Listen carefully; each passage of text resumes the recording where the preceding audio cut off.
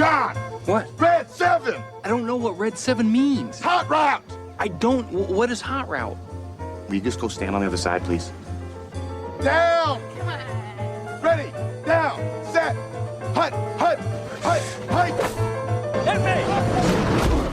Booyah! That's what we call a sack lunch. Nom, nom, nom, nom, nom, nom. It's time for the Soonerscoop.com postgame show presented by Eskridge Lexus in Oklahoma City. Eskridge Lexus is the official travel partner of Soonerscoop.com podcasts. Now, here's your road crew, Carey, Eddie, and Bob, wrapping up all the action and reaction from this week's game. All right, welcome back. And I would not call this a luxurious victory for the Sooners as they defeat Nebraska 23-16 in a game that should not have been as close as it was, but Nebraska played hard.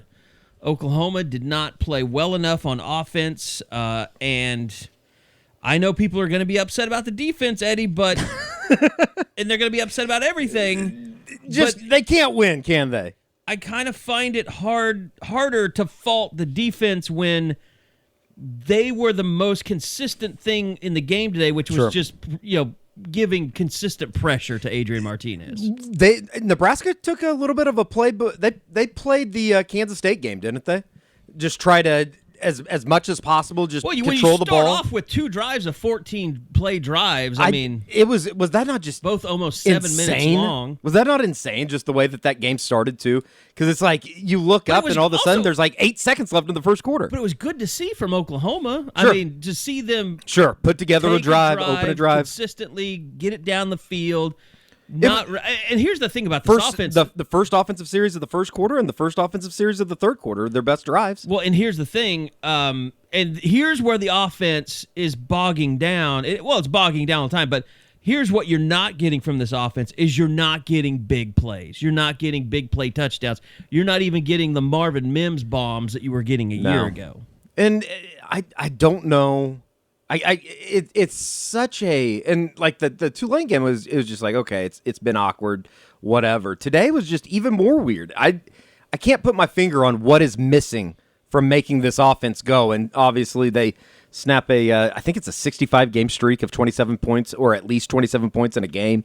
That comes to an end today, obviously, with only putting up 23. And it just, I don't know. I can't sit here and just kill the kid in talking about Spencer Rattler, but there's just something missing, is there not, Carey? His longest pass was 23 yards today. And a couple of them, I mean, the one to Mario. Only threw one, that long one over the middle to Mario that just missed him. Well, actually, I think maybe Mario slowed down when he shouldn't have. I couldn't tell. You're talking about the one going to the north end zone? Yes. Yeah. Yes. I mean, watching it in the press box, it looked like he kind of slowed down, hoping to kind of that it was underthrown a little bit and kind of body off the defender. When I think he should have just been running as fast as he could, and he would have run right underneath it. Complete amateur take on my part, but wouldn't that be a situation that, like, don't you want to throw that to somebody that you know can go up and get it? I'm not saying that we know that Mario Williams can't go up and get it, but maybe a bigger body out there? I don't know. The whole thing is just, listen, I mean, I think Josh said it best on the report card. Maybe it's time, and I don't know if I'm there quite yet, but maybe it's time that we reevaluate what exactly we think of Spencer Rattler as a quarterback. I'm not saying that he should be benched. I'm not saying that he can't be elite by any means. But through 3 games, it hasn't necessarily been the type of offense that you go, this is what you're used to, right?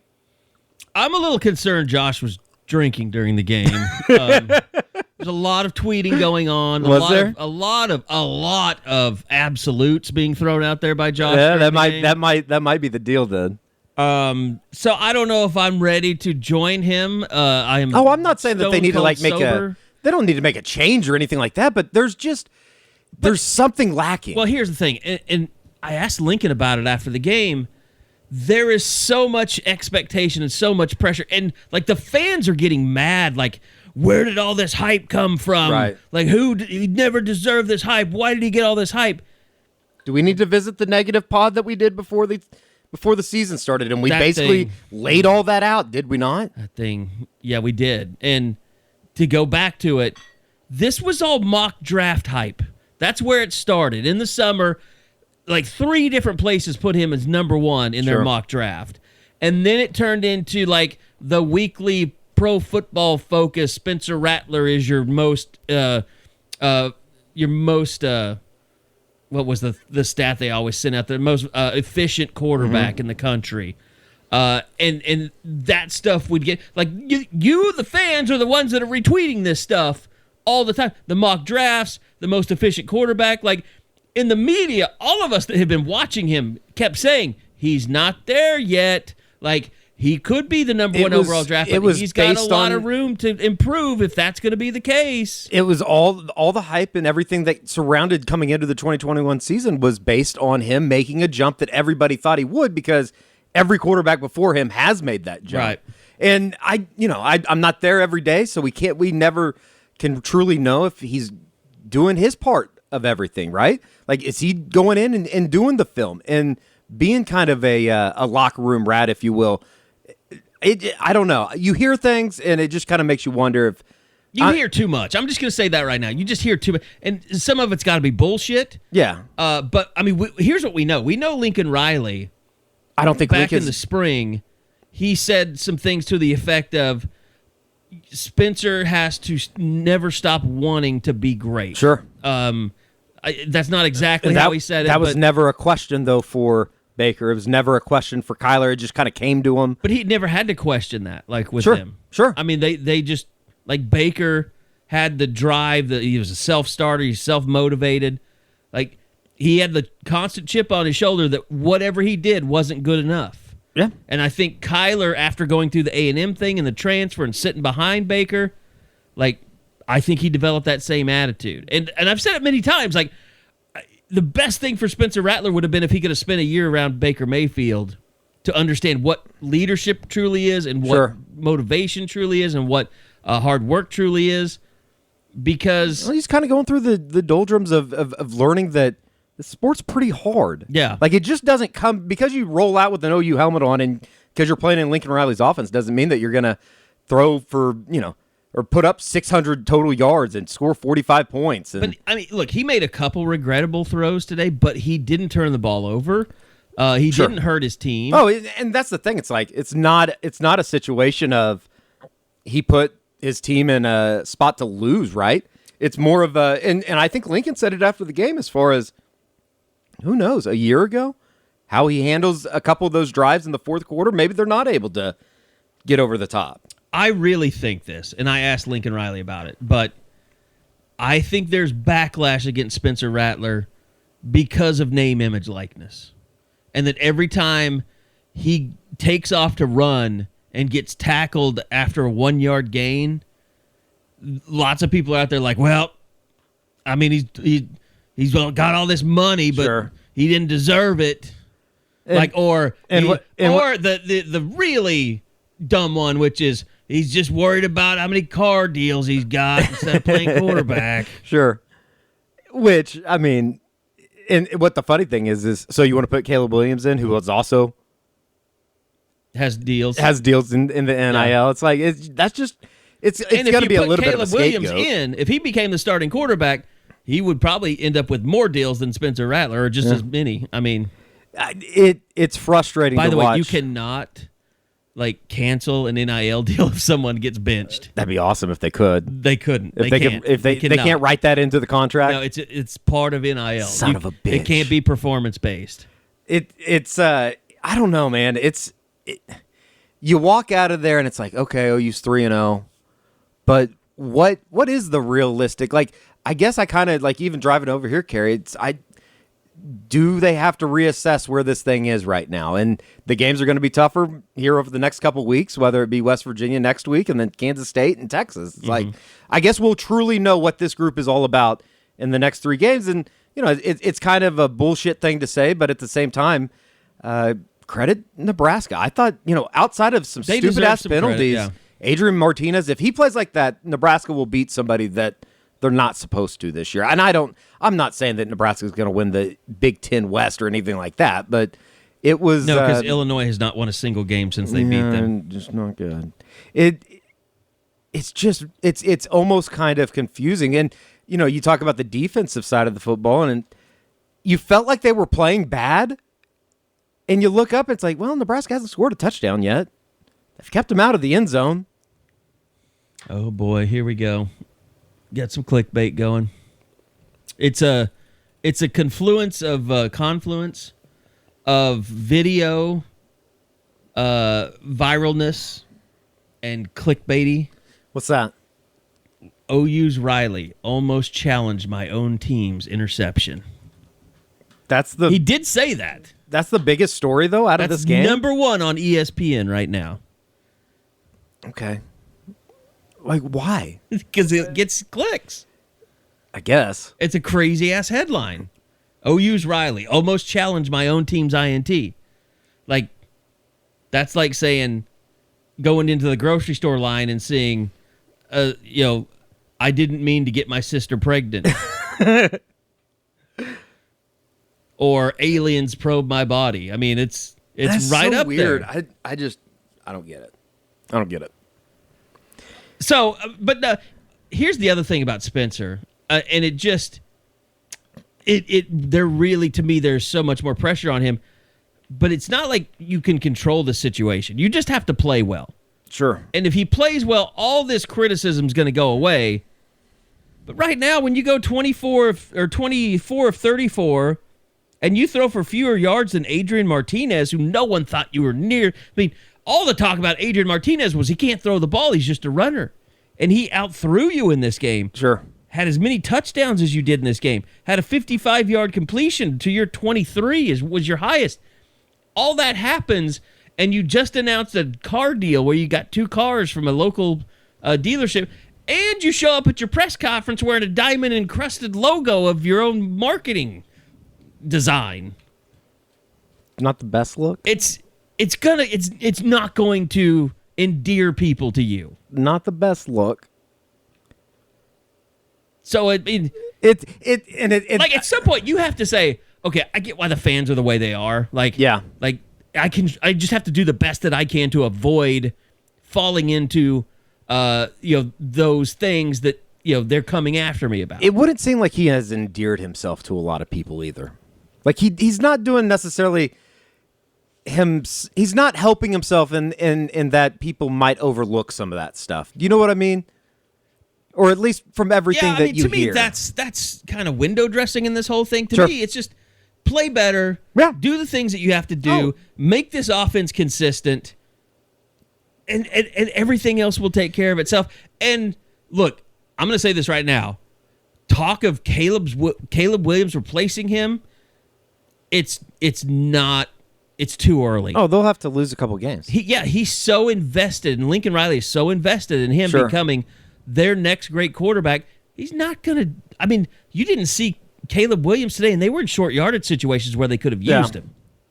I guess this is the thing, too. It's like I feel like he's trying to force the ball to Jaden a little bit. Like, where's Marvin Mims? Where's Austin Stogner? Where's Braden Willis? For whatever reason, and you'd have to go back and look at the coverages, but they did something to take them away. Had to have. But I will say this. Stogner's not really been much of a factor at all. He did try to go to him. A complete non-factor. Is that a little Chris Lincoln? Yeah, that would definitely be Chris Lincoln right there. It's just like the offense, it seems like I guess it's unfair that we always go back and say, well, when Baker was doing this or when Kyler was doing this, but even to a certain extent with Jalen Hurts, it was like you never, and somebody texted me this during the game today, it's like you never worried about where the ball was going with those guys. You just knew that it was going to be boom, boom, boom. They were going to go right down the field. Everything was going to be fine. I mean, there were times when, like, I think that's a little bit of... But even Hurts could pull it, and he would do something with his legs. But, I mean, remember when you were hoping that, like, Dahu Green could emerge as a weapon, or you didn't know if Charleston Rambo could really be. And there was even a time when CeeDee Lamb had to make that jump from really good, talented guy to star player. But they always had that guy that you could go to and But, I mean, guaranteed. Like, Marquise Hayes, he spent half of a season in obscurity. And it was was it Kansas State or Oklahoma State? Marquise Brown, you mean? Yeah, Marquise Brown, receiver, Hollywood Brown.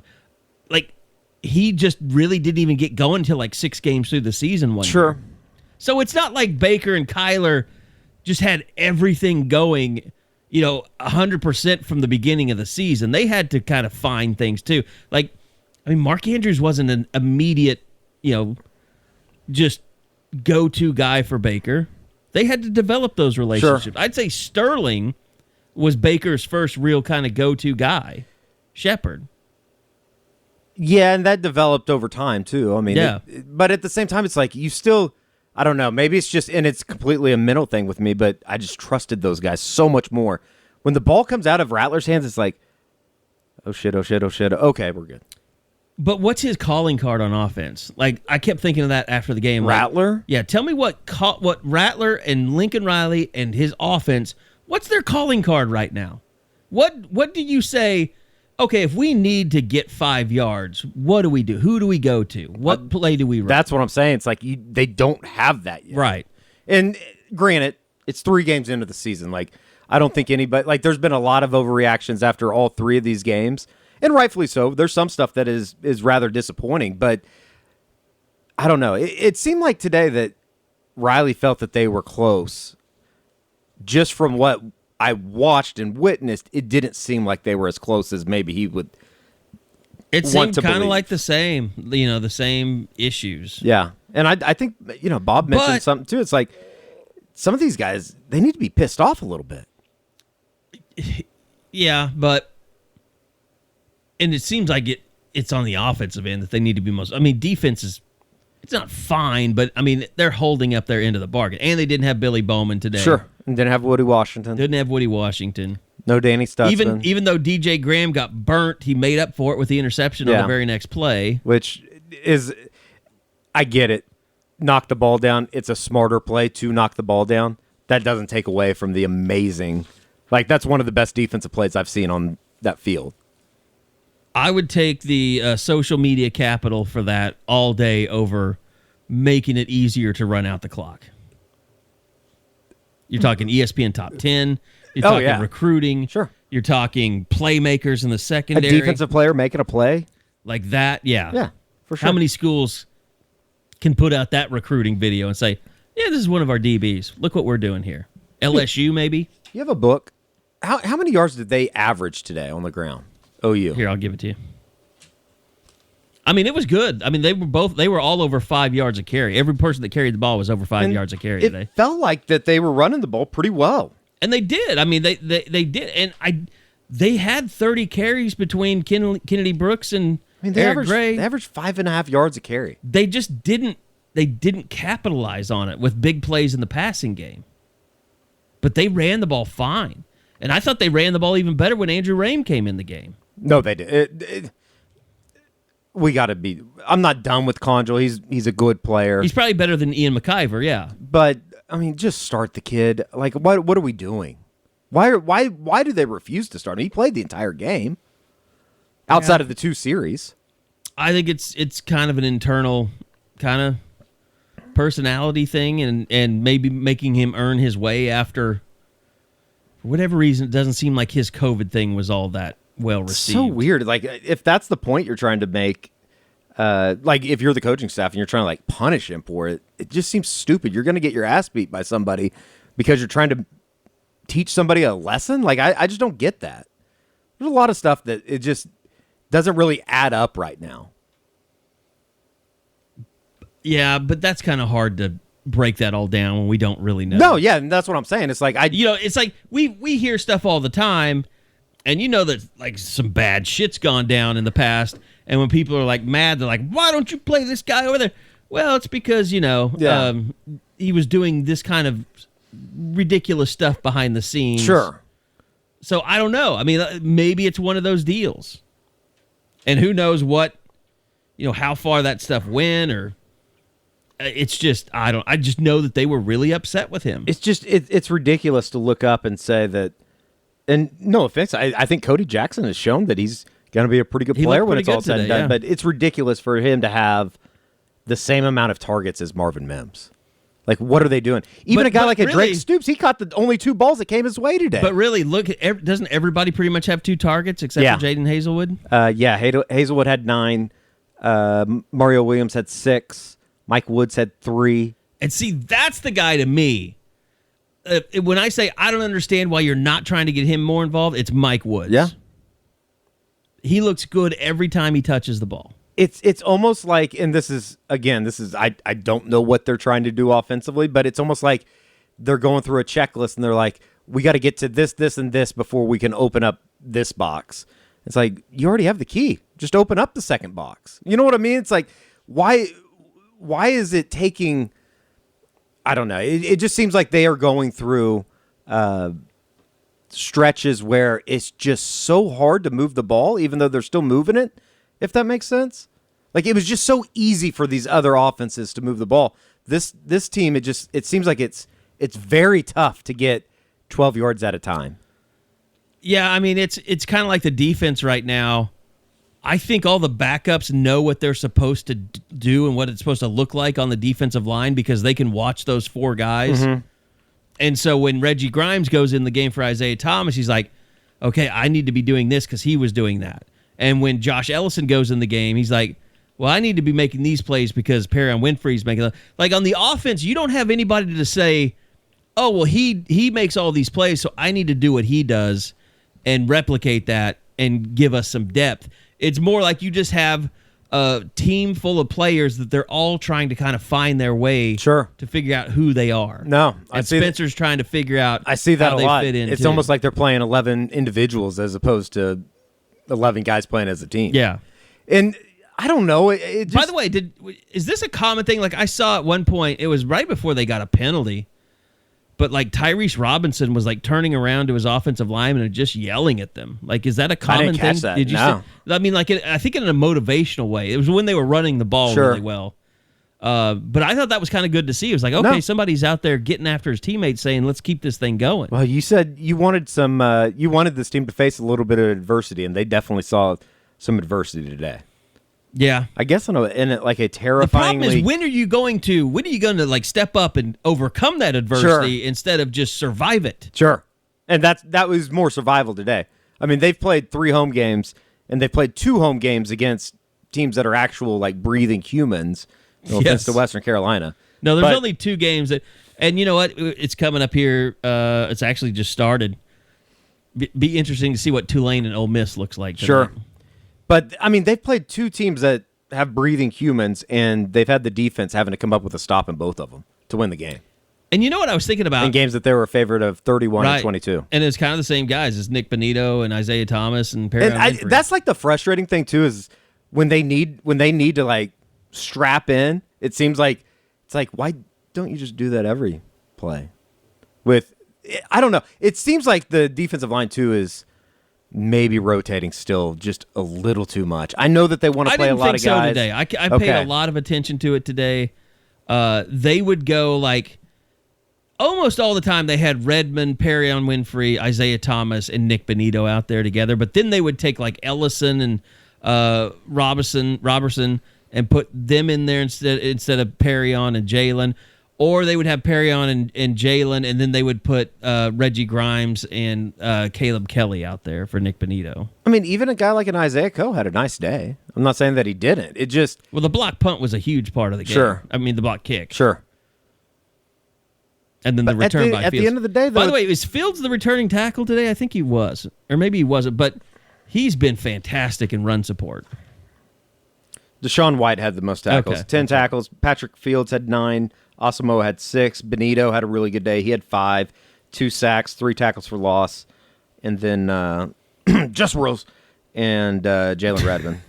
You know, and you look way, way down at the bottom of that thing is Isaiah Thomas. And I don't know that I've seen a guy that has affected a play yet failed to make a play as much as he did today. Yeah, he didn't. Maybe Perry on in the Big 12 tackle. championship last year. He had 1 tackle. And there was a lot of times, too, that... And half a sack, It's kind of like what Grinch was talking about on Tuesday, just being fearful of, flushing Martinez out, and then he made some plays with his legs. It was another just really strange game, and you want to sit here and nitpick everything, but at the end of the day, they played well. It just, like, that's not going to get to where they want to be. If this team wants to be a national championship contender, that's not what you saw today. And How many national championship contenders are we seeing, though, out there right now? I mean, I don't want to say it's like an epidemic, but Alabama won by 2 today after Florida didn't get a 2-point conversion. Yeah. Clemson looks like they're struggling as much as Oklahoma is on offense. Yeah, 7-3, fourth quarter right now. Georgia Tech was not a juggernaut coming into that thing. No. I mean, the teams that have looked the best, probably like Ole Miss. I mean, Alabama has looked pretty good, but Miami's not good. USC's not good. I mean, Oregon's looked pretty damn good, and they Ohio struggled with Fresno State. Hasn't looked good. Now, they ended up winning 41-20 today against Tulsa, and that was a game that was a one-score game in the fourth quarter. Yeah. I mean, they pulled away late. But even the college football playoff stalwarts, like none of them, they all look like they're having similar problems to Oklahoma right now. Sure. Yeah, at least Alabama. I mean, that's a top 12 loss, I guess. I mean, Florida's still a top 15 1 team, versus but 11. And I don't know. In the swamp. I feel like OU it's in a situation where if they don't get things fixed, they're going to end up losing a couple games, and you're going to go, how did this team lose a couple games? And it's like, well, we saw kind of shades of what was bound to happen. But I also think Lincoln is right in that it's not so bad that it can't be fixed. No. And that it can't turn in a positive direction. And that they can't get better quickly. It seems like the confidence level is just maybe not with the defensive side, but on the offensive side, it just seems like it's very low. It doesn't seem like it's a strong unit, if that makes sense. It seems like it's kind of like what you said earlier. It's like individuals. A bunch of individuals. And no one's bringing them together. I mean, doesn't that lay at the feet of the quarterback? Isn't he the guy that has to bring everybody together? And I think it's Lincoln Riley's job to help him figure out how to do that. Sure. And I think that's the frustrating part. I mean, we're talking about it. It's not like this is like how long can you keep saying, well, he's kind of a young guy, maybe lacks a little maturity. At some point, the light has to come on, and you're either going to be the guy or you're not. We just received a DM from Josh. Oh, is he going to join us? I'm re-extending the invitation right now. We can do that. I'd love to hear what Joshua has to say. We got complete sentences, so maybe he's alive. Happy to do it. Eddie, you guys going? Sorry, just saw this. Happy to do it. And I said, you want to just join in now? Or you want to join in now? Thought bubble, thought bubble, thought bubble. He's like, run! $20 says, I could have, but I just left the house. Let's see if I win. That should bode well for my lock of the week this week. If that's is this the lock of the week? No. I think my lock of the week was. You know what it is? Central Michigan covering the 19 against LSU. Did they? I think they just started too. Yes, on this. I think they're on the SEC network. Thought bubbles have disappeared. Uh-oh. Maybe he's walking over to the office. He's gone ghost. Maybe he's walking to the office. I'll keep an eye on the tie line. So, it's incredibly frustrating to think what we thought this team was going to be and to realize how far they are from being that team. And maybe it's closer than I really want to realize. It's just, it's like what it is. It's like the exact same disappointment all over again. Like the Tulane game, it's like, okay, OU has a chance. You had built-in excuses. Like if something happens and Alabama doesn't come out of the chutes firing, but Oklahoma does, like all of a sudden they're the de facto favorite. Mm-hmm. And then you have Tulane happen. And then they play Western Carolina, and you're like, okay, reset the season. Sure. Let's go play Nebraska. And pretty much the same thing happened. It wasn't as ugly. You didn't lose that big of a lead. No. You never lost a lead. Not that they lost it. They never went from blowing them out to them having a chance to win the game. And I haven't seen a whole lot of what the players said after the game. I was on the coach's Zoom session, but you almost just want to be able to you want them to say something to the effect of we love being 3-0, but at the same time kind of pissed off about how we've played. And I don't know if that's a feeling inside the locker room. I think it's more of a we're 3-0. What's the problem? Well, it was after Western Carolina, and I think they felt like, okay, well, we can't make this into a big deal, so we have to make them feel bad about winning. But now that, for whatever reason, they feel like this is a good team, which is not. Oh, and believe me, they'll take 12 more of these types of wins, right? They'll take 12 more if they're able to pull it off. I just don't. At some point, it's going to come up and bite you in the ass. I believe we have activity. He's connecting. We have things happening. We got people joining. Let's see if Josh McCuistion is actually joining the Eskridge Lexus postgame pod. Josh McCuistion, are you there? It has been so long. I don't even know where to there start. He is. Is this a drunk pod now? I've been drinking. I knew it. I said, I think Josh has been drinking because your tweets were nothing but absolutes throughout the game. During the game, I wasn't. Like, I think I might have cracked a beer fourth quarter, maybe. Okay. But it certainly wasn't anything aggressive at all. You ever notice, like, how when you crack a beer, like, you and I both drink whiskey, but, like, last night, and we haven't talked about this, but when I got on the plane to go to Dallas to see Kings of Leon, all I did was crack an IPA. And it, like, gave me a buzz, like, immediately. I think anytime something big happens, like a big football game or a big event or a concert or something like that, that first beer, it's like an aphrodisiac. It's like your body's ready to do it. Like, it knows it's time. We're going to get after it now. So we, I agree completely because I drink high proof whiskey and I can sit there and drink those for a while if it's not anything big going on. Crack one beer and like a night I'm going to go out with the guys or do something kind of crazy. I'm in the mood. I'm in the spirit and ready to go. Maybe that's what I need to do tonight, just so I could survive it. Is just drink some beer, convince myself that it's a big event happening. Eddie's way ahead of me. So how deep are we both into drinks and into the pod? Like not very on we're 32 minutes into the pod. Not very on both. It's been it's kind of been a bitch fest, but it. Here's the recap. Yeah, give a little summary. Which you have apparently gone with a very strong Spencer Rattler take in your grades, where I kind of said, okay, I think maybe he's been drinking all day because I don't really feel like I have a strong opinion one way or the other that Spencer is getting the job done or not. I mean, he's not getting the job done. There's no arguing that. It's just, I don't know what you meant by, do we have to reevaluate Spencer? Because to me that says, okay, do we have to think if he's the future? Because he's the future, Josh. I mean, he's Lincoln Riley's future, unless things just go into a total shitstorm. I agree completely. Like, if somebody asked me today if, what would it take for Rattler to be benched? 2 or 3 losses. I mean, we're talking about something that it's really hard to imagine actually happening. But my thinking is more, are we still talking about Heisman's? Are we still talking about first overall pick? Like, no. That stuff's got to stop. Like that's not. I mean, guys. I mean, there's quarterbacks in the Big 12 that nobody's heard of. They're outplaying him right now. But you know what? Like Adrian Martinez outplayed him today. It's hard to say this because De'Aaron King didn't obviously. I mean, he had a bunch of passes today and a bunch of yardage. But like, what's De'Aaron King really done in terms of taking a team to a championship? And he's made a bunch of NIL money. But like Spencer Rattler, you can almost say all of his popularity was made over the summer by mock drafts. Yeah. And that's it.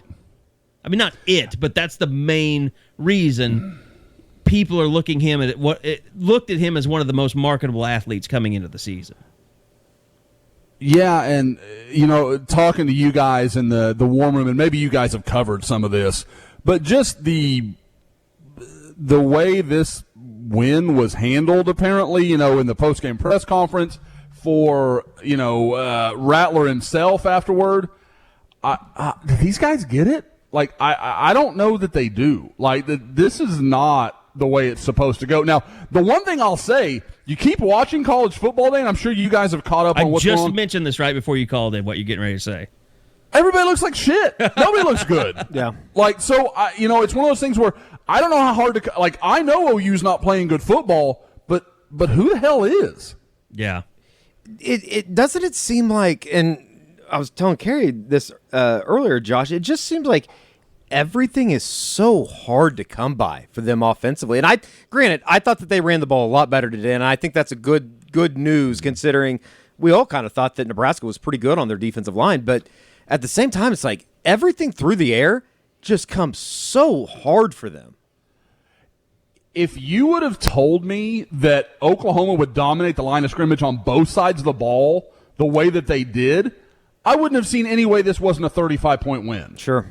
I don't know how this game played out like it did with what we saw, because it wasn't like there was turnovers. There weren't, there weren't all these strange occurrences. Like we saw in the, the Kansas State game, the Iowa State game. There were things that you were like, well, that wouldn't happen again.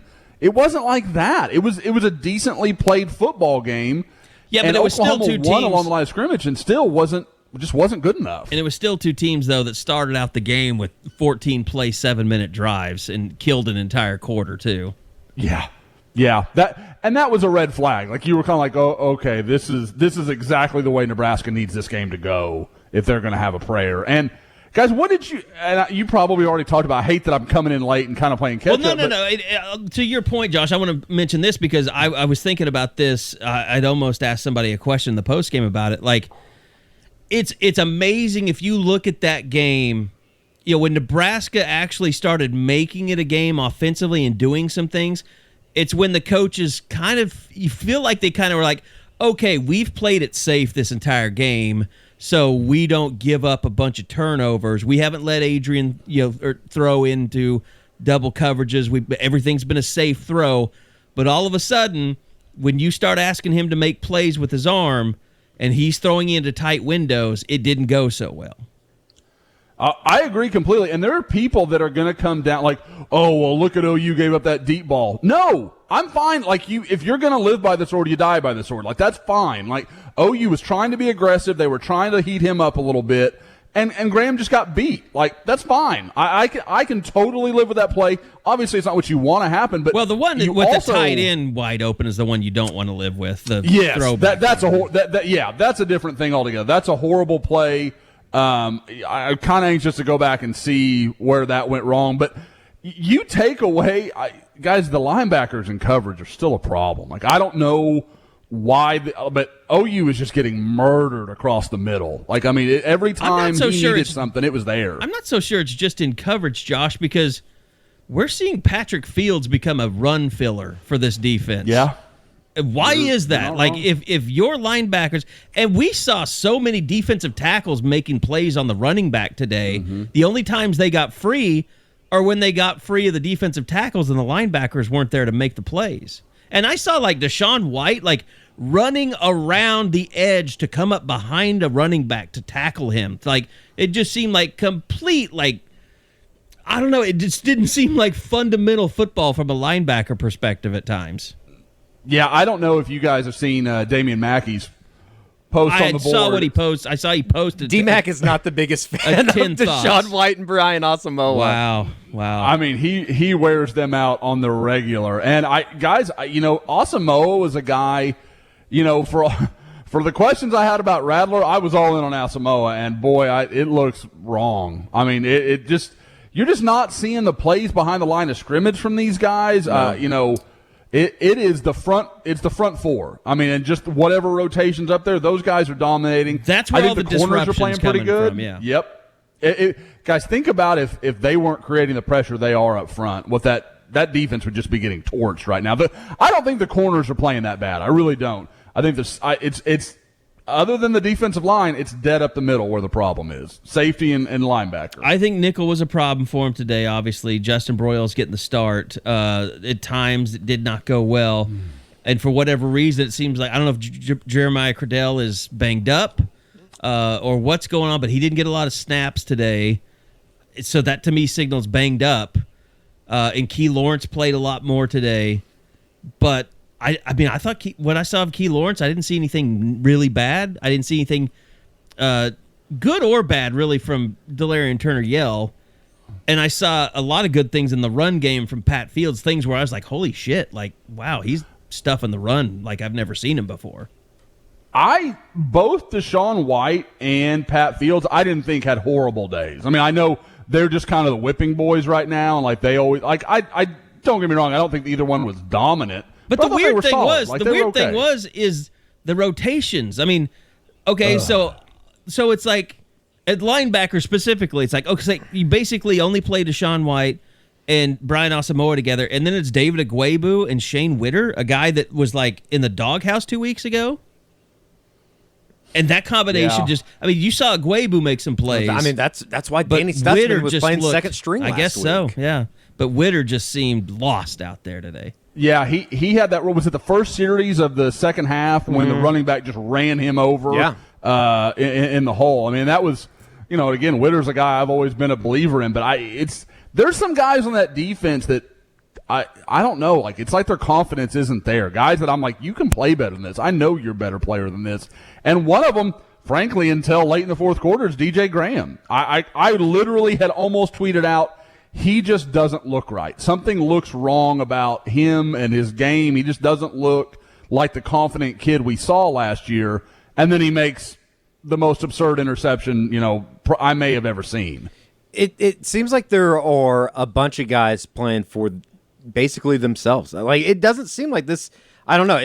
From the outside looking in, it seems like this team on offense. I mean, the defense at least you can point to the defensive line. Yeah, it just and the safeties. The whole vibe is just real weird.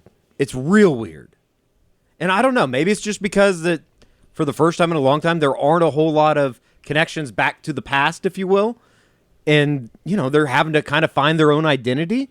But at the same time, it's just like you wonder how long it's going to take to come together, and if it takes too long, I mean, are you saying they can go get beat in Manhattan? Are you saying 5-star players, but not 5-star culture?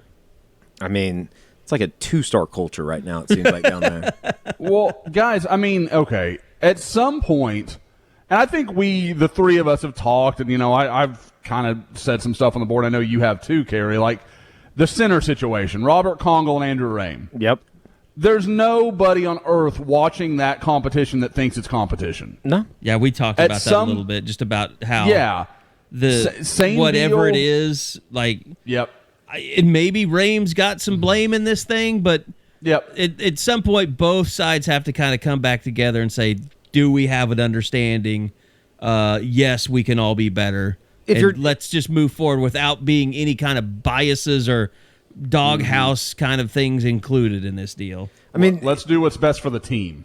Right. It's like, why, and this has kind of become a pattern over the last couple of years. It's like, why do they have to lose a game or go get embarrassed somewhere before that light goes on or that alarm bell goes off and you say, oh, maybe we do need to make some changes? It just doesn't make any sense to me.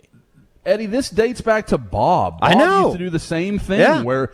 And it's like it's some kind of stigma at Oklahoma where they have to suffer some crushing, heartbreaking loss that could have been avoided. Well, before they're like, okay, let's do this. We associate it most with the offensive line because that's the position that is always in flux at the beginning of the season. It was like, remember they got to the Texas game that year when Josiah St. Josiah St. John. St. John. Yeah, tipping all the plays. Yeah, tipping all the plays. And they had to point it out on the broadcast, and then everybody just lost their shit over it. And then it was the same thing with Farniok. Like, it was like you could tell that it just so it wasn't going to work, but they kept forcing it, and it didn't work. And then I think that was when they decided to move what's Matt guy that played with the Vikings. Drew Samia? Drew Samia. They decided to move Drew Samia. Maybe I'm getting my years confused. And then Orlando. Well, that was when they moved. That's when they slid Bronson Irwin out in the Sugar Bowl that year and made him play tackle because they finally gave up on Farniok after the Bedlam game. Well, no, that was 2014. That was 2014. Like, Baker was 2015, so. Yeah.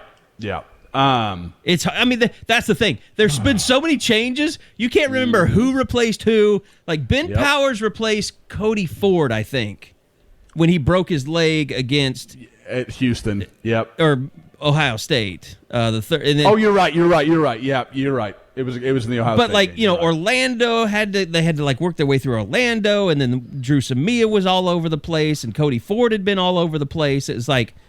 There's a lot of tinkering that's gone on over the years. It just like it. Why does the drastic side of bad have to happen before? Like alarm bells should be going off right now. But here's the thing: we say all this stuff. It seemed like Anton Harrison was fine today. It seemed like Tyrese Robinson was fine. It seemed like the guards were fine. It was just center that was the only thing that got better when they made the change. I thought they averaged 5.5 yards a carry against Nebraska. Like against a huge defensive those guys were front. way just bigger than massive. I thought. Yeah. Like I think you would and their take linebackers that. were massive. You would 100% take that. If you would have told me before the game OU's going to average 5.5 yards after what we've seen over the last 2 weeks, I think everybody would have signed up for that. And Eric Gray was going to average 5.5 sure. along with Kennedy Brooks. It was like 5'8" to 5'5" or something. It wasn't like I'd give Kennedy Brooks the ball more, but that's just me. It wasn't like the cheap, okay, they popped a 40-yard run, and there was a bunch of like 2-yard runs to make it 5.5. Like it was just good, solid 5, 6, 7. Like just picking up yards, moving along, having a steady offensive flow when they would focus on running the ball. But that's the thing. Eddie, they're at the point, Josh, and we talked about this a little bit earlier, where they don't have a calling card on offense, and it's almost like Lincoln was like, okay, we're running the ball really well. Let's just keep doing that. They don't play off of that run and make big plays in the passing game, and that's what you saw in the past, and that's what they like. Remember when Rodney Anderson? I mean, when he started to really come on, like they started getting all these explosive plays based off of stuff that they did in the run game, and it's maybe that's coming. Maybe that's why Lincoln. Was a little bit more positive today than we thought. Maybe he realizes, okay, the run game is starting to come around. We're going to be able to build more out of the offense now moving forward. And I could see that. I mean, I thought that was as clean a game as Oklahoma had played with their run game in a while. Like, I mean, I know people will point to Florida, but when OU started gashing Florida had checked out of that game, and it looked better than I think it actually was. They gashed Florida with a man who, well, he's no longer on the team, but he spent half of his 74-yard run looking backwards to see who was going to catch him. So, yes. How awesome was that running back when you look back on it? And Marcus Major looked like Adrian Peterson finally in that game, which never happened actually. In spite of claims. But there, I don't know. It's just one of those things. And again, like I started off about Congle and Rame, like, and how does that affect the team? Same deal. And again, guys, we hate to do this. Justin Broyles, when he rolls out there, you'll never convince me that there are not guys on that team that are like, I should be out there. You can't convince me of that. I don't believe it. Yeah, I'm thinking Key Lawrence is probably like, how do I not play over that guy? Yep. And again, we have to preface it. We love Justin Broyles. Love him as a person. Love him as a kid. There's not a world he should be playing for that defense. And he had some bad plays against Nebraska. He looked unathletic at times against Nebraska's big, lumbering receivers. Now, again, there are ways that those receivers can be used, and I understand that, and they can challenge Justin Broyles and any of those DBs because they're big, physical guys. But you should look like the quick, guy he's kind of, buzzing around. He's around him. He's causing trouble. You didn't see that. I remember when Latrell McCutcheon, he was guarding a receiver, and he flew Nebraska. I think it was a tight end. I don't know. It was a big, tall, white guy. But, he got over there so fast. He hit the guy while he was still in the air and pile drove him into the ground. And I was almost like, oh, that's not targeting, right? But that's what you mean when you say, explosiveness in the secondary. That's what I think of. Not anything I see from Justin Broyles. And again, Good kid. We'll make him employee number 1 at Sooner Scoop if he. Absolutely. It's just frustrating to see because I think that there was this idea going into the season that it was like other guys were going to be given opportunities, and not to say that they haven't been given opportunities. You just want to see them more. I just don't want to see other guys that are playing a lot, namely 25. But it's just I don't know. But then again, you saw the defensive rotations. I wanted to see more of Jordan Kelly today. I thought when he was in there, he kind of opened things up for everybody. It was just real. I was spending a lot of time watching the defensive line, and Nebraska came into that game saying we're going to double Isaiah Thomas on every play. And if you go back and watch the tape, you'll notice he gets double teamed on almost every play.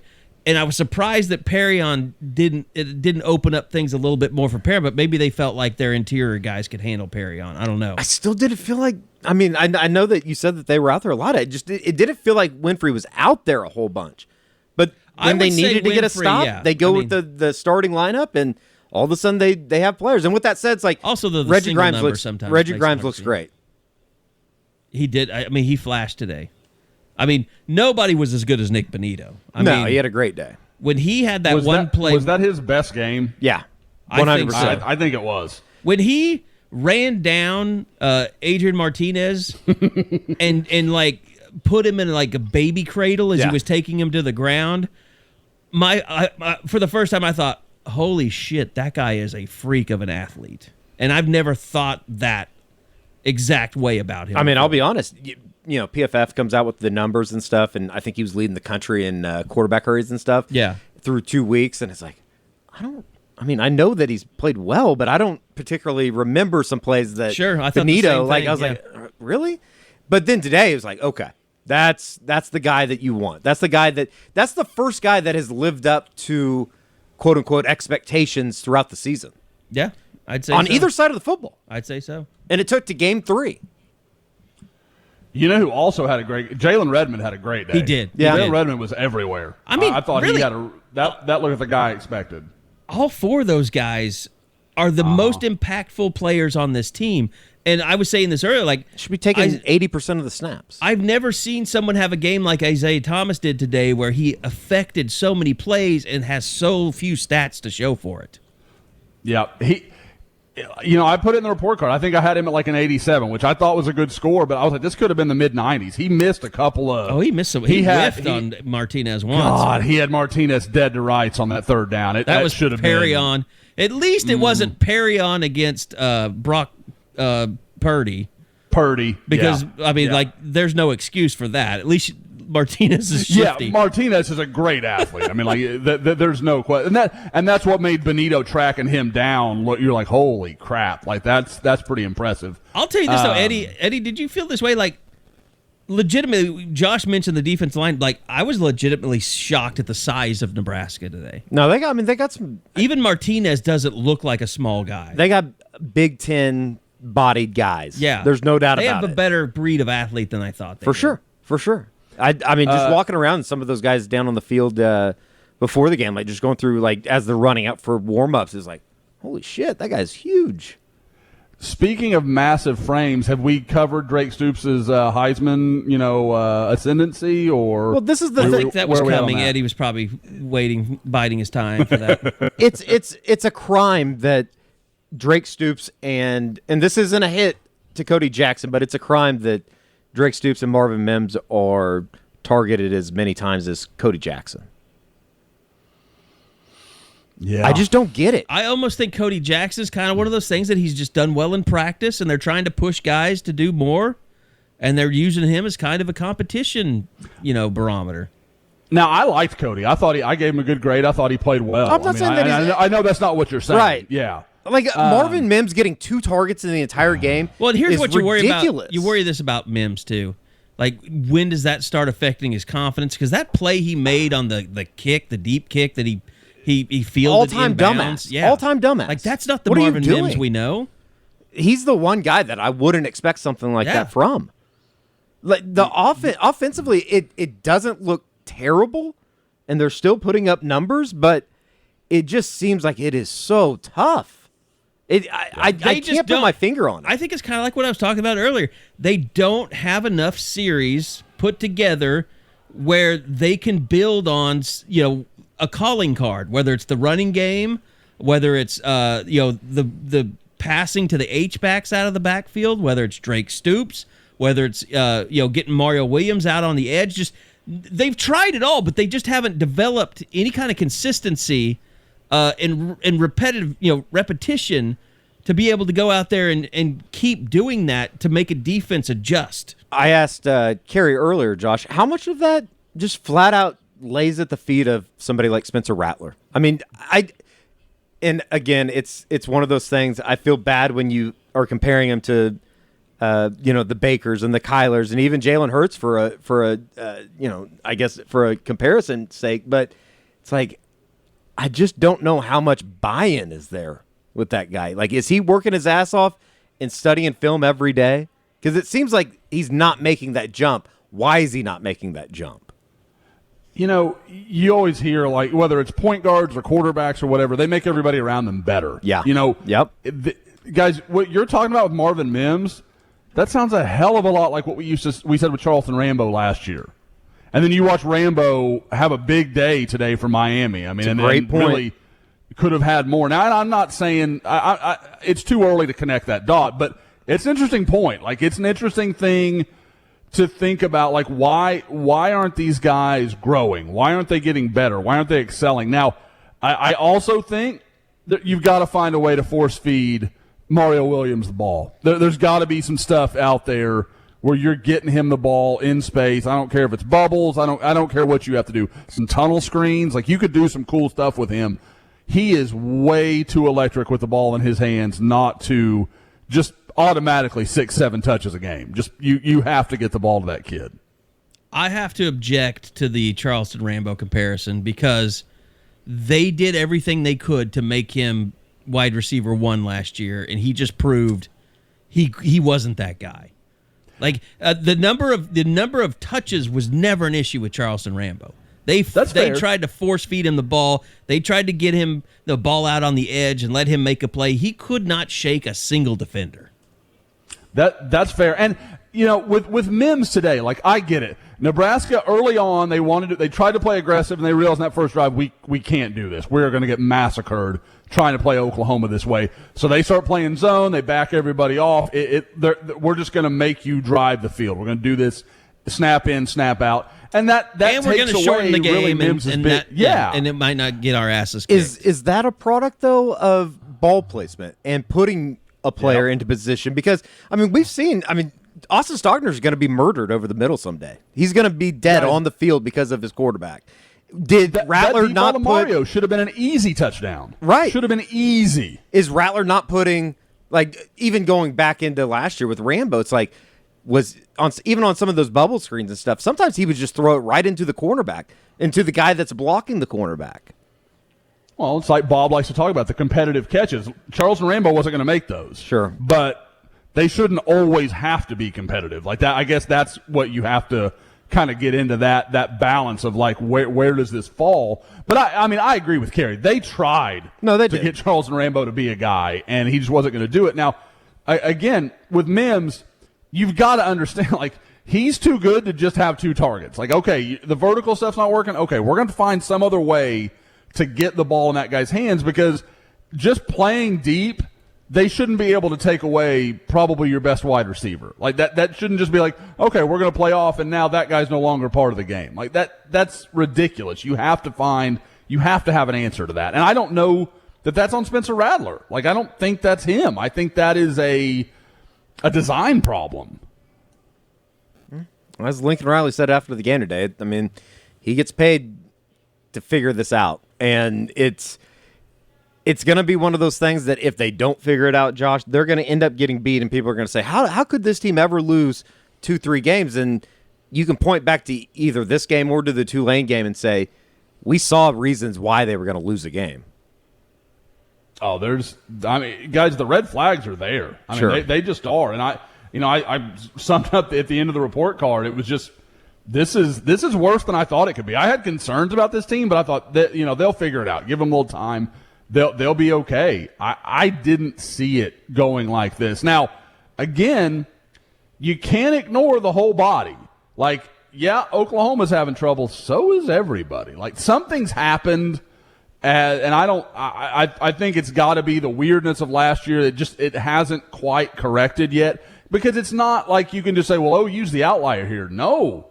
Even Alabama gave up, I think, 4 straight touchdown drives today to Florida. Like, when could we ever say that? That doesn't exist. That's not a thing. And that's a really good Alabama defense that they've been talking about being one of their best ever. So something's happening that I don't think we have enough data to quantify yet, but something is amiss around college football because execution is down. Offenses aren't running up points like we're used to seeing. And some of that is defense is starting to catch up a little bit. I believe in that. But that's not all of it because there are moments where good quarterbacks like, DJ at Clemson, Spencer today at Oklahoma, like there are plays to be made and they're not making them. And I don't know what that is. Josh, because you were upset because the last time we did a post-game pod, we had some John Mayer references. So I thought I would bring John Mayer to the table for you. Is he here? I'm so excited. No, he's not here. Are we going to talk? Okay. Sorry. It has come to my attention that pretty much every song title on the Continuum album applies to this year's OU team. And so I'm curious which song title you feel most accurately portrays the Sooners after 3 games. Oh, wow. Eddie, like, are you just going to set down the headphones or like, Eddie, Carey and I can nerd out on this for a while. I guarantee you Continuum is an album that Eddie has heard plenty of. Oh, you so fucked. Mm-hmm. Okay, so let's go through them here real quick. We're Waiting on the World to Change. That should have even been on the album. That should have been like an EP or something. I'm sorry. Yeah. I Don't Trust Myself with Loving You. Oh, that one. OU fans, that's got to resonate a little bit, right? Like that's they're playing with your emotions right now. Well, let's continue to go through Belief. Sure. I don't know that Gravity really applies. The Heart of Life. Talking about Eddie's theory about all the individuals on the team. The song Vultures. Yeah. Just straight up Stop This Train. This may be my favorite. Slow Dancing in a Burning Room. That could be it. That one rings could be for it. Sure. Dreaming with a Broken Heart. I'm leaving Bold as Love because that's a Jimi Hendrix song. Yeah, I noticed you skipped that one. Yeah. In Repair, a great song, by the way. Probably my favorite on the album. That's not applicable here because they don't think there is any problem, so they're not repairing anything right now. They're happy. They're 3-0. I mean, denial is a part of being, needing to be repaired. So true. Anyway, and the final song. So apropos of this discussion, I'm gonna find another you, which would probably mean that Caleb Williams replaces Spencer Rattler. Is that OU fans like singing a love song to Caleb Williams? Is that what's happening? Exactly. It's sad that maybe In Repair is Oklahoma fans' most hopeful possible song on this album. Like, oh yes, okay, it's getting fixed. Great. But Slow Dancing in a Burning Room is definitely that's what this is. The worst possible. Because, you're going to be in a burning room and you're slow dancing. Eventually, it's going to come crumbling down. I've got to go with I Don't Trust Myself with Loving You because literally in staff picks, that was one of my. I was like, I just don't trust this team. I think I picked like 32 to 20 or 19 or something. Like I was like, this is going to be a bullshit game. Like I just had a bad feeling, and I'm not buying into this team until they give me any reason to do so. By the way, John Mayer, if you want to know why there's been a spike in listening to the album Continuum on Sunday tomorrow in Oklahoma and surrounding states, this is why. We exploded in Oklahoma yesterday. We don't know what the hell happened on Spotify. So, yeah, there's a lot of questions. There's not a lot of answers. It's another game where you leave scratching your head. And look, I understand. People are going to panic. People are going to overreact. I'm not telling you that you're stupid for doing it. It's just what we've overreacted, I'm sure, to a lot of things. I'm just not going to get into big arguments with you about why you're wrong. I'm just going to let you have your say, and I'm going to kind of avoid any of the replace Spencer Rattler now talk. I'm not going to get into that right now. I'm not there yet. I could end up being there. As Josh said, if there's a loss that shouldn't happen, I mean, let's face it, guys. West Virginia's looked pretty good. Big win over Virginia Tech today. They're more than capable of beating this Oklahoma team next week. 100%. I just don't know if that's going to resonate in that OU locker room. I still think there's a bunch of guys down there. You don't think a loss would resonate? No, I don't think that how they played over the first 3 weeks. I think there's a lot of guys in that locker room right now that are pretty happy with how everything's going. Like, content, yes. Mm-hmm. And as much as I love Lincoln, I think it kind of starts at the top, doesn't it? So you're saying belief is your John Mayer Continuum song? I don't know. I think they need the locker room has too much. We need to start belief. looking at more like Slipknot, because I'm pretty dark on this team right now. Like, I was disgusted with the performance today, just straight up disgusted. I don't use Nebraska's not any good.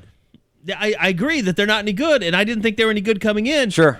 But all the stuff credit that we to talked Adrian Martinez. about, I mean, he was really good today. I will say, to me, Oklahoma, they're in purgatory. They're going to go in one or two directions. And West Virginia is going to prove what direction that's going to be. Are they going to, and Eddie, if they don't improve at all, you're going to be right that this team doesn't seem to get it or care or just understand the position that they're in, or they're kidding themselves. They're lying to themselves.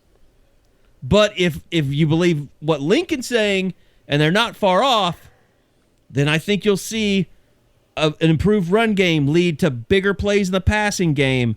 And please stop running Spencer Rattler. Please stop running him. No more design runs for Spencer Rattler. No more QB sneaks on the goal line. It's just bad. It's all bad. Guys, can we just stop with the RPO with Spencer Rattler? He can't read it. I don't know why, but he can't read it. Like, he almost invariably, if he should keep, he gives. If he should give, he keeps. Like, it's just not working right. And even if he keeps, doesn't scare anybody. Like, Carey, you said it today. He doesn't run like he did last year. I don't know why. He looks like he's gotten slower and more frail.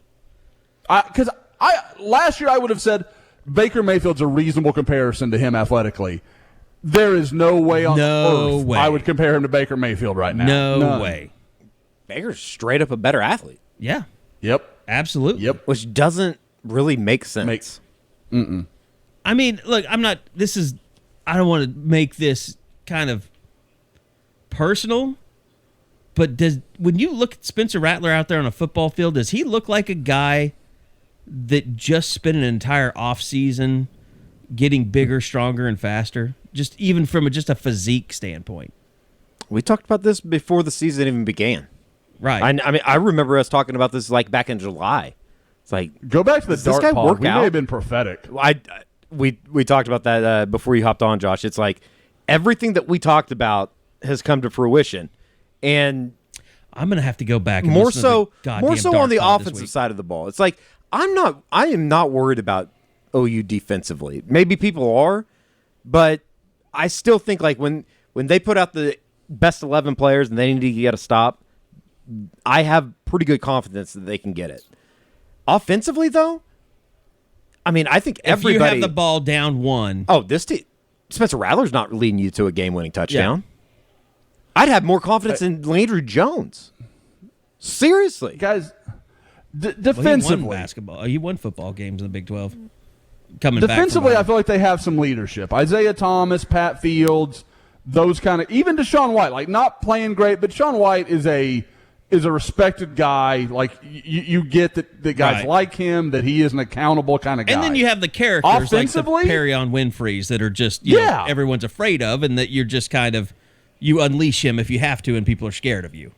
Absolutely. Offensively, who's the guy that's going to call that offense together and be like, guys, this shit can't continue? It can't be any of the receivers because none of them catch enough balls. Yep. Kendi Brooks isn't vocal enough. Nope. It's not going to be an offensive lineman because none of them have enough experience. I mean, it could be Hayes or Robinson, but I don't think that fits either one of their personality types. I mean, it'd have to be Jeremiah Hall, but he's not on the field all the time. Yep. Him and Willis almost would have to be the guys because they've got enough credibility. They've got it. I mean, but you know I agree with you. Like, you know who could step into that role and play it? Drake Stoops. But we know just from knowing him and Isaac, like he's not a vocal person. Yeah, they're pretty quiet. Yeah. Isaac could do that, but it's just not Drake's personality. No. But it needs to come from your quarterback. Like, I just don't understand how hard that is. And that's where I get into the idea of, to a certain extent, it's like, they even like this guy? Like, do you guys like playing with this guy? From what I've seen over the first 3 weeks, it's an emphatic no. And that's worrisome. I don't like making that I don't know, though. Comparison or generalization. Like just from the stuff that I see on the sidelines, though, like Spencer Rattler comes back. I don't know if Landry Jones was ever respected by all of his teammates. I mean, I know now, like later on, like but the guys that were on the team with him, like Gabe and stuff, like they love Landry Jones. To a certain extent, though, that kind of makes sense. Those teams were never really true, quote unquote, national title contenders, right? Yep. And that's not where this thing was supposed to be. It's not even like, I don't know that I would go as far as like they don't like Spencer. Like I don't want to go into draft day and have Kevin Kaufner come talk to me. But like more of a, do they, at the end of the day, do they respect him? Do they want to go make a play for him? Sure. Like that would be more of where my question is. Like I'm not going to let him down. It's a very, very small thing. And it's only from stuff that I see on the sidelines. But yeah, I've never seen Spencer Rattler run over to the sidelines after a punt or, after he makes a mistake or something, and seen Caleb Williams come up and say, hey, maybe you saw something, or you didn't see something, or any type of just communication between the two. And I'm not saying that that's a big thing, but you always saw Kyler or Baker talking to each other, trying to break everything down. And that's a very small thing. I get it. It's just those are the types of things that come to light, though, when you are, quote unquote, struggling like this group is right now. Yeah, I mean, like I said, you can put a lot of it on Spencer, and he deserves a lot of it because he's in that position at Oklahoma. Sure. But I mean, look, we have to find. I mean, it's his third game of the year. He wasn't as bad as he was in the opener. He's not where he needs to be, but I think we have to preach a little bit of patience still. And when I say a little bit of patience, I mean a couple more games. Like if we don't see any kind of spark in the next couple of games, I'll be fine with you guys or anybody on the board saying maybe he's not the answer. I don't think anybody's necessarily like of us three at least. I don't think anybody's at that point. Like, but the fans are. That's what I'm saying. Close. All I'm talking to is the fans because you get those plenty of people wanted. I think there's a lot of people that just bitch to bitch. But I mean, you see it, and all I'm just saying is, I get you. For all of you out there that want Caleb Williams to be gone because you think Spencer Rattler is more focused on name, image, likeness than he is playing quarterback at Oklahoma, like, I'm not on board with you. I'm not going to be on board with you. I'm sorry. No, and that's just, I mean. You said gone, you meant out there on the field. Sorry, I didn't want anybody to be like, he said gone. We don't want Caleb Williams to leave. But no, I know what you mean. No, I meant Spencer Rattler gone. So Caleb. Yeah, Williams I know you said Caleb. Yeah, I know. Okay, but no big deal. But yeah, guys, I won't lie. Today was the first time that I was like, maybe, like, and I'd never been there. And again, I don't think it's the right choice right now. I'm not saying that, but it was the first time that I was like, like maybe I could get myself there. Maybe I could get to that point. Because guys, you look at some of what Nebraska was doing. A running threat like Caleb Williams would have murdered what they were trying to do up front with the way they were dropping off and giving all that space. They were daring Spencer Rattler to run the ball. And, he, like we said, he couldn't do it. Caleb Williams, he'd have gashed him. But that doesn't make him the right choice. I'm not saying that. I'm just saying, like, there's windows where I can say, okay, yeah, that makes some sense to me. All right, well, we're going to have to get out of here because I want to, and I want to go to bed. So I'm out of whiskey. You're out of whiskey. You got to go get more. Yeah, exactly. We'll get back at it again this week through various different kinds of content. Monday Morning Idiot. We'll have all kinds of stuff. We may even be launching some new YouTube stuff this week. So we'll see. We're all like Big Cat right now. It's the famous GIF. It's just like, I don't care what happens, just fucking fix it. Yeah. Because I think that they can. It's figure it out. And right? I think figure it out. Yeah. It's like, I'm saying fix it. Like, that's the thing, though. And I think that's the frustrating thing for fans. That's the frustrating thing for, even us coming in here. It's like they're way more talented than they're playing. And maybe they are closer than we really want to give them credit for. Maybe you do have to just tip your cap to Nebraska and say, hey, the great thing about it is West Virginia is going to expose them if they are not who we think they are. Sure. So it's one more week. This time next week, you will know what your team is. Yeah. Which is kind of scary. Yeah, because it could be, or it's a springboard to a better season than we've been expecting. Yeah, you're right. Like, it's not the final answer, but it's gonna answer a lot of questions, I guess would be the way to say it. There will be less questions, but maybe not the final test. And you might not like the answers, or the answers might surprise you. Mm-hmm. All right, guys, I really appreciate it. Josh, thanks so much for coming on with us. Go hang out with the kiddos before you got to put them to bed and watch your Disney or whatever you got to do on a Saturday night. Hey, we got Beauty and the Beast going in the other room, guys. So, if you want to listen in, you can come on by. Hard pass. It's a show about bestiality, once again. All right, thanks, Eddie. Thanks, Josh. Thanks to all you for listening to the Eskridge Lexus Postgame Podcast. We'll see you back here after West Virginia in 1 week on Soonerscoop.com.